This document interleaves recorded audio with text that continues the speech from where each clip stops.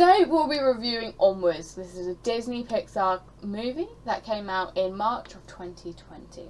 It follows along two elf brothers. You have Ian, which is played by Tom Holland, and Barley, played by Chris Pratt.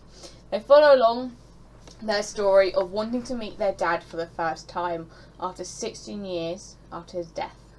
However, the spell goes wrong and they are left with a half father. And by half father I mean their legs, but no body. So they go on their quest to find a phoenix gem in order to finish a spell and hopefully get to spend a little bit of time with their father. Ian and Barley must go on a quest, so they head off to see the Manticore, played by Olivia Spencer, complete all her puzzles, solve the riddles, make enemies along the way, just to find the phoenix gem. They do all this whilst also trying to build up their brother relationship.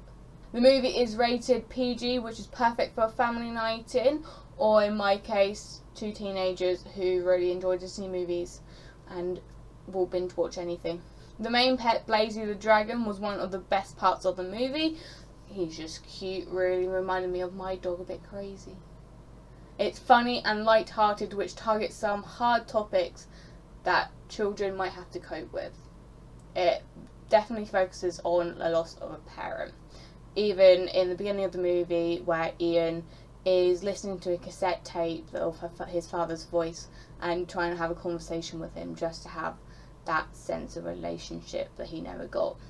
It also goes on how if you lose a parent at a young age, you may only have a few memories and some of them may not be as nice as you want them to be.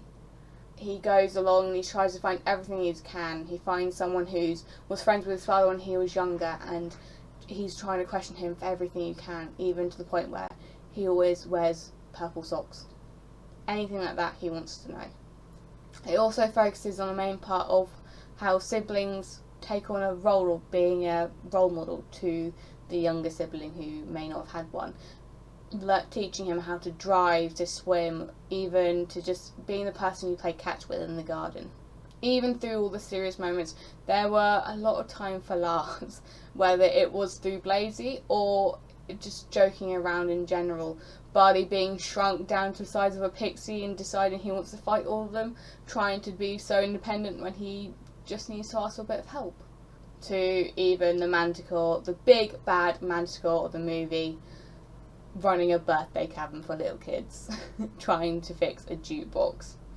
It is very different and it is a typical Pixar movie. It pulls at your heartstrings whilst also being funny and keeping you entertained, just to pass a couple hours to get into another world where, as people say, anything's possible. The casting was superb, as I could not have imagined a better brotherly pairing than Tom Holland and Chris Pratt. Their relationship outside of the screen came through, because they've always said in interviews that they treat each other like big brother and little brother.